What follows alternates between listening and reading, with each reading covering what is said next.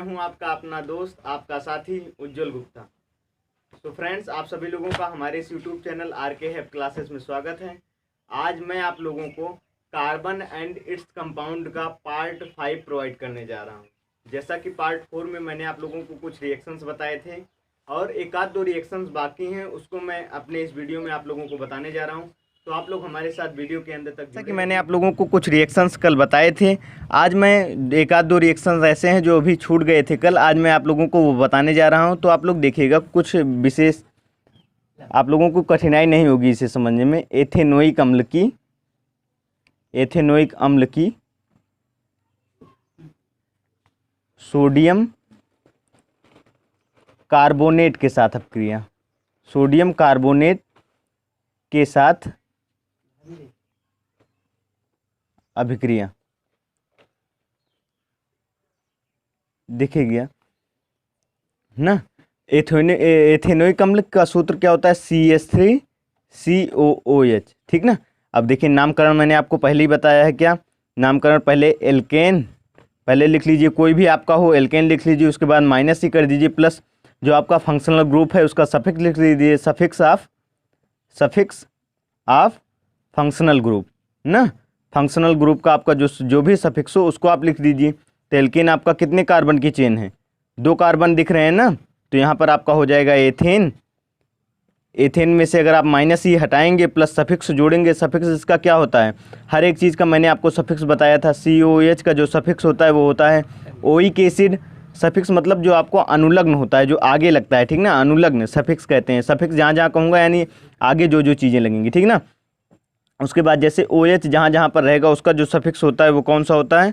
ध्यान से देखिएगा, उसका जो सफिक्स होता है वो होता है ऑल। और जहाँ जहाँ पर CHO ग्रुप होता है उसका जो सफिक्स होता है वो होता है अल। तो यहाँ पर आपको क्या दिख रहा है? CH3 एथेन प्लस क्या रहेगा सफिक्स, इसका क्या होगा? ओइक एसिड, ठीक ना। ओइक एसिड है, इसलिए इसका क्या नाम हो जाएगा? ध्यान से देखिए, एथे। अब देखिए यन, अब माइनस ही कर दिया हमने, एथे, अब ओइक जोड़ देंगे, एथेनोइक एसिड, इसलिए हमने इसको एथेनोइक। इसको मैंने पिछले वीडियो में आप लोगों को बताया, आप लोग वहाँ से भी जाकर हमारे वीडियो को देख सकते हैं जहाँ पर मैंने नॉमेनक्लेचर ऑफ ऑर्गेनिक कंपाउंड बताया हुआ है, ठीक ना।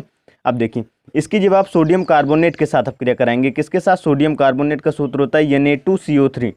Na2CO3 के साथ जब हम अपकृत करेंगे तो यहाँ पर आपको पता होना चाहिए ये क्या है, ये एक एसिड है, ठीक ना। एसिड है जिसको कहते हैं एसिटिक एसिड या फिर कार्बोक्सिलिक एसिड का ये एसिडिक मतलब कार्बोक्सिलिक एसिड है, RCOH ना। तो उसके बाद उसमें ये कौन सा एसिड है? एसिटिक एसिड यानी एथेनोइक अम्ल है। तो इसको जब आप Na2CO3 के साथ जब अपकृत करते हैं तो इसका आप 2 मॉलिक्यूल ले लेते हैं, ठीक ना, 2 मॉलिक्यूल, क्योंकि यहाँ पर Na2 है, Na2 is positive ion and CH3COO is negative ion. तो यहाँ पर आप देखिए Na2CO3 जब आप ले लेंगे तो यहाँ पर क्या हो जाएगा आपका? 2CH3COO। यहाँ पर हमने 2 मॉलिक्यूल से इसलिए लिखा क्योंकि यहाँ पर 2 Na है। ध्यान से देखिएगा, अब Na हो जाएगा, ये आपका क्या हो जाएगा? Sodium acetate. सोडियम एसीटेट का ये 2 मॉलिक्यूल है ना, ये आपका क्या हो जाएगा? सोडियम एसीटेट, यानी इसको आप कह सकते हैं क्या? एसिटिक अम्ल का सोडियम लवण। क्या? एसिटिक अम्ल का सोडियम साल्ट, ठीक ना। प्लस क्या निकलेगा? अब यहाँ से देखिए क्या बचा हुआ है, यहाँ पर हमारे पास क्या बचा हुआ है? अब यहाँ पर 2CH3CO हो गया। अब यहाँ पर 2 हाइड्रोजन हमें दिख रहे हैं, 2 हाइड्रोजन, और यहाँ पर 3 ऑक्सीजन है। तो पहले 1 हाइड्रोजन मतलब 2 हाइड्रोजन और 1 ऑक्सीजन आप H2O के रूप में निकाल लीजिए।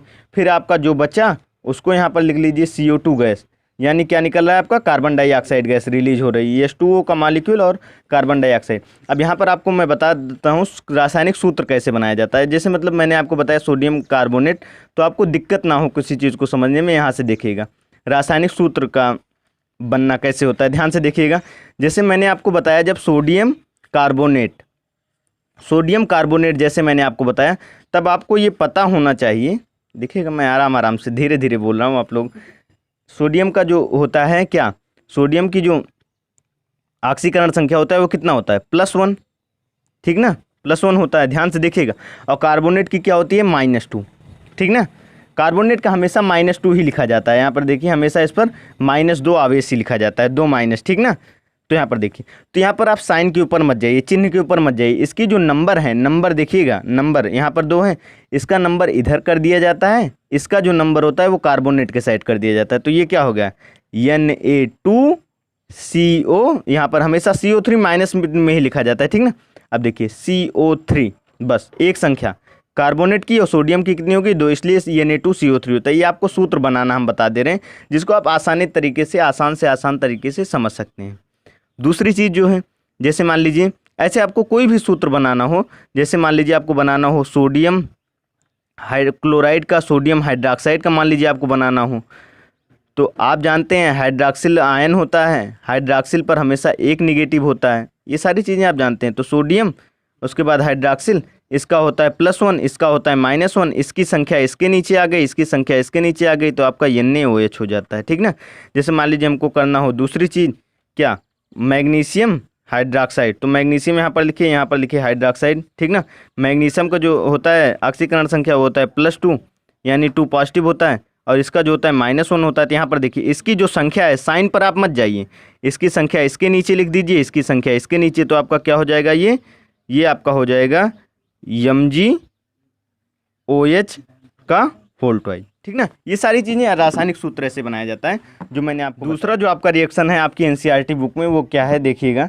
दूसरे जो रिएक्शंस आप में दिए गए हैं वो है एथेनोइक अम्ल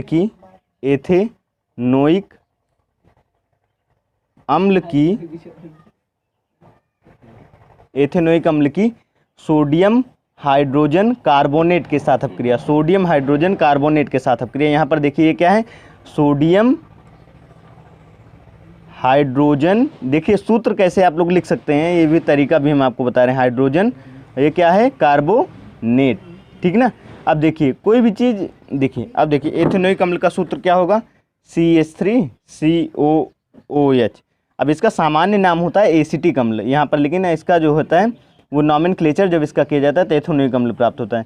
इसकी जब आप NaHCO3 के साथ अपक्रिया कराएंगे तो यहाँ पर देखिए ये भी एसिड है ना, तो ये क्या होगा, ये इसके साथ रिएक्ट करेगा तो क्या बनेगा, ध्यान से देखिए CH3COO क्या बनेगा, CH3 यहाँ से निकलेगा, एसीटेट आयन देता है। एसिटिक एसिड सदैव किस रूप में ब्रेक होगा, देखिए एसिटिक एसिड का जो ब्रेकिंग होती है बांड की, वो इस रूप में होती है CH3CO negative plus hydrogen ion, ये हाइड्रोजन आयन देगा। कोई भी एसिड हाइड्रोजन आयन देता है, तो यहाँ से देखिए ये क्या हो गया, CH3COO।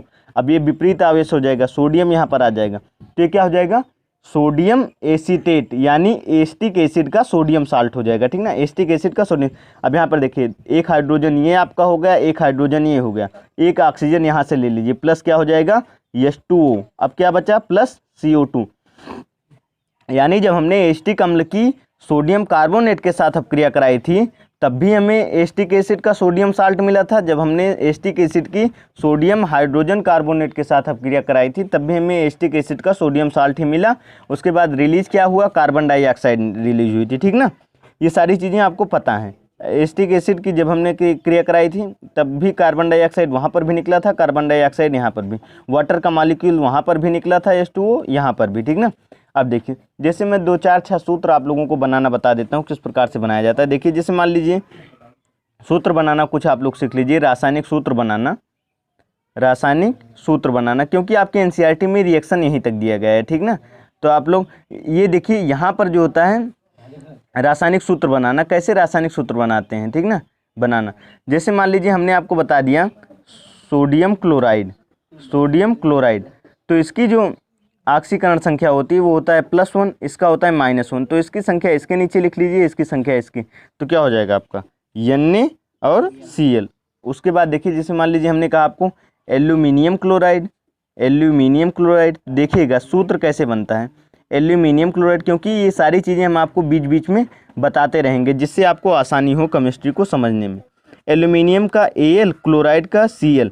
अब इसकी जो ऑक्सीडेशन नंबर होता है +3, इसका होता है -1, लेकिन आपको यहाँ पर केवल साइन पे नहीं जाना, निशान पर नहीं जाना, चिन्ह पर नहीं जाना, आपको केवल क्या करना है, जो भी इसका चिन्ह है उस पर नहीं जाना, इसको आपको केवल संख्या इधर लिख देनी है, इसकी संख्या इधर लिख देनी है, तो क्या हो जाएगा Al 1 है यहाँ पर ना, तो 1 Al और Cl 3, ठीक ना। इस तरीके से आप किसी भी चीज़ को आसान तरीके से समझ सकते हैं। मान लीजिए हमने लिख दिया कैल्शियम हाइड्रोक्साइड, सूत्र कैसे बनाया जाता है मैं आपको ये बता रहा हूँ, ठीक ना। मान लीजिए हमने लिख दिया कैल्शियम हाइड्रोक्साइड, तो कैल्शियम वैसे तो आपका सिलेबस यहीं तक है कार्बन एंड इट्स कंपाउंड में, लेकिन ये एक्स्ट्रा चीज़ें मैं आपको बता रहा हूँ। कैल्शियम का Ca होता है, हाइड्रोक्साइड का हाइड्रोक्सिल आयन का OH होता है। तो कैल्शियम का जो होता है ऑक्सीकरण संख्या +2 होता है। ये मैंने ऑक्सीकरण संख्या निकालना भी आप लोगों को बताया है, ठीक ना। पिछले वीडियो में आप जाकर वहाँ पर चेक कर सकते हैं ऑक्सीकरण संख्या, बैलेंसी, ये सारी चीज़ें कैसे निकाली जाती हैं। अब इसका +2 हो गया, इसका -1 हो गया। अब यहाँ पर संख्या हमें केवल देखनी है। इसकी संख्या इसके नीचे लिख देते हैं, इसकी जो संख्या होती है वो हम इसके नीचे लिख देते हैं, ठीक ना। तो क्या हो जाएगा CaOH का ट्वाइस। अब 2-3 सूत्र आप और लिख लीजिए, मान लीजिए समझना हो आपको, सोडा लाइम, ठीक ना, सोडा लाइम से एथेनोइक अम्ल की अपक्रिया द्वारा, एथेनोइक एक रिएक्शन है जो आप लोगों के लिए बहुत इंपॉर्टेंट है। पता नहीं आप लोगों की बुक में दिए होंगे, हो सकता है किसी प्राइवेट बुक में दिए होंगे या फिर ये, लेकिन ये आप लोगों के लिए बहुत ज़्यादा इंपॉर्टेंट है। मैं आपको बता, सोडा लाइम से एथेनोइक अम्ल की अभिक्रिया, ये एक ऐसी अभिक्रिया होती है। अब आप लोग एक सेकंड शांत होकर सुन लीजिए। ये एक ऐसी अभिक्रिया है जिसके द्वारा किसी भी कार्बोक्सिलिक अम्ल से एल्केन का निर्माण होता है। यहाँ पर आप समझिएगा, किसी भी कार्बोक्सिलिक अम्ल से एल्केन का निर्माण कैसे होगा, CH3COOH। यानी इसकी अगर सोडा लाइम का सूत्र क्या होता है, सोडा लाइम का सूत्र होता है NaOH। देखिए इसकी अभिक्रिया कैसे कराते हैं, NaOH प्लस CO के साथ रिएक्ट करते हैं, ठीक ना। CO ये होता है सोडा लाइम का सूत्र, NaOH यानी ये सोडा लाइम, ठीक ना। NaOH प्लस CaO यानी सोडियम हाइड्रोक्साइड और कैल्शियम ऑक्साइड के मिक्सर को क्या कहते हैं, सोडा लाइम कहा जाता है, ठीक ना। कोई भी आपसे पूछे तो बता दीजिएगा। तो यहाँ पर आपका बनता है CH4 प्लस CO2। लेकिन ये रिएक्शन वास्तव में कैसे होती है मैं आपको ये बताना चाहूँगा। पहले स्टेप में आप लोग ये देखने का प्रयास कीजिएगा, जब देखें CH3COH की जब हम सोडा लाइम के साथ अपक्रिया करते हैं तो ये जो होता है कैल्शियम ऑक्साइड, ठीक ना, ये अभिक्रिया में उस तरीके से पार्टिसिपेट नहीं करता। ये NaOH इसका क्या होता है, एक्टिविटी में होता है, ठीक ना। तो ये NaOH ये मतलब रहता है, लेकिन ये इसकी सांद्रता में ऐसा देखा गया है कोई परिवर्तन नहीं होता। यानी ये इसकी सांद्रता, ये अभिक्रिया में कोई पार्टिसिपेशन नहीं लेता। फिर NaOH के साथ जब अभिक्रिया होती है पहले इसमें जो बनता है वो बनता है एस्टिक एसिड का सोडियम साल्ट बनता है, ये CH3COO Na बनता है, ठीक ना। और निकलता क्या है, ये क्योंकि ये अम्ल है, ये क्षार है, ये H2O निकल जाएगा। अब इसकी जब फिर से अपक्रिया कराई जाती है CH3COH की, ध्यान से देखिएगा, दूसरे फार्म में बनता है एल्केन। एल्केन में क्या बन रहा है, मेथेन बन रहा है ना आपका CH3COH की। अब जो CH3CONA आ गया, इसका फिर हम सोडा लाइम की मात्रा इसमें बढ़ा देंगे, और जैसे हम सोडा लाइम की मात्रा बढ़ा देंगे फिर NaOH इसके साथ अपकृत होता है, तब आपका क्या बनता है, तब बनता है CH3, यहाँ पर हो गया CH4। फिर निकलेगा क्या, ध्यान से देखिएगा, Na2 और CO2 यहाँ पर है, एक वो यहाँ पर है CO3, ठीक ना। Na2CO3 यानी इसे क्या कहते हैं, सोडियम कार्बोनेट, ठीक ना। वास्तव में ऐसी होती है ये अभिक्रिया, जो आप लोग नहीं समझ रहे थे अभी तक, आप लोगों को समझ में आ गया होगा। ये आपको बता रहा हूँ पूरा ऐसे होता है, लेकिन आपको अगर डायरेक्टली पूछ लिया जाए तो आप कह सकते हैं एथेनोइक अम्ल को सोडा लाइम के साथ गर्म करने पर, ध्यान से देखिएगा, गर्म करने पर हमें मेथेन प्राप्त होता है और कार्बन डाइऑक्साइड क्या होता है, रिलीज होता है। लेकिन कैसे होता है, तो पहले सोडा लाइम जो होता है पहले एस्टिक अम्ल के साथ अपक्रिया करके एस्टिक एसिड का सोडियम साल्ट बनाता है, फिर उसमें हम सोडा लाइम की मात्रा को और बढ़ा देते हैं NaOH, ठीक ना। हमेशा आप लिखिएगा प्लस CO भी लिखिएगा, ठीक ना। हालांकि इसकी सांद्रता में कोई परिवर्तन नहीं आता, इसलिए कहते हैं ये अभिक्रिया में पार्टिसिपेट नहीं कर रहा है। फिर जब इसका रिएक्शन करते हैं तब हमें हाइड्रोकार्बन मिलता है। हाइड्रोकार्बन के रूप में क्या मिलता है, मेथेन, यानी हाइड्रोजन और कार्बन से बने यौगिक को हाइड्रोकार्बन कहते हैं। तो मेथेन मिला, उसके बाद सोडियम कार्बोनेट मिला, ठीक ना, Na2CO3। सो फ्रेंड्स, आप हमारे इस वीडियो को अधिक से अधिक बच्चों तक शेयर कीजिएगा। जो भी बच्चे क्लास 10th में यूपी बोर्ड, CBSE बोर्ड, किसी भी बोर्ड से पढ़ रहे हैं, उन बच्चों के पास हमारे इस वीडियो को शेयर कीजिएगा और हमारे इस वीडियो को लाइक करना ना भूलिएगा, लाइक भी कीजिएगा। और हमारे इस YouTube channel RK Hep classes को सब्सक्राइब कीजिए, और भी ऐसे वीडियोज़ को निरंतर देखने के लिए आपका मैं हृदय से बहुत बहुत धन्यवाद।